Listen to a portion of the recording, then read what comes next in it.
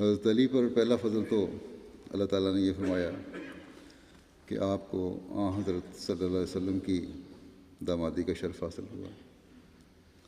پھر حضرت صلی اللہ علیہ وسلم نے مختلف مواقع پر حضرت علی کے مختلف کاموں کی وجہ سے بڑی تعریف فرمائی۔ ایک دفعہ حضرت صلی اللہ علیہ وسلم جنگ کے لیے کسی جگہ تشریف لا رہے تھے تو حضرت علی کو مدینے میں رہنے کا حکم دیا۔ حضرت علی نے عرض کیا، یا رسول اللہ، آپ مجھے عورتوں اور بچوں کے ساتھ چھوڑ کے جا رہے ہیں؟ آپ نے فرمایا، اے علی، کیا تمہیں یہ پسند نہیں کہ تمہاری نسبت مجھ سے وہی ہو جو ہارون کی موسیٰ سے تھی؟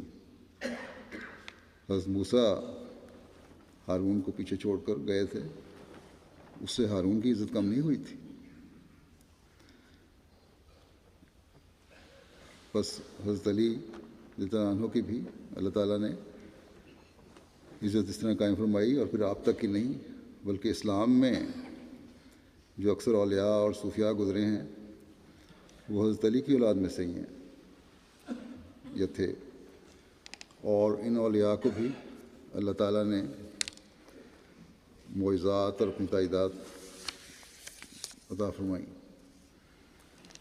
حضرت مسلم موعود حضرت مسیح موعود علیہ السلام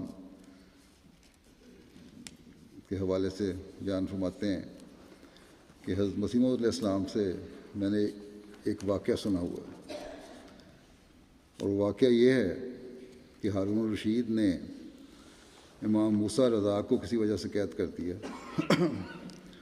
اور ان کے ہاتھوں اور پاؤں میں رسیاں باندھ دیں۔ اس زمانے میں سپرنگ دار گدیلے تو نہ تھے، عام روئی کے گدیلے ہوتے تھے۔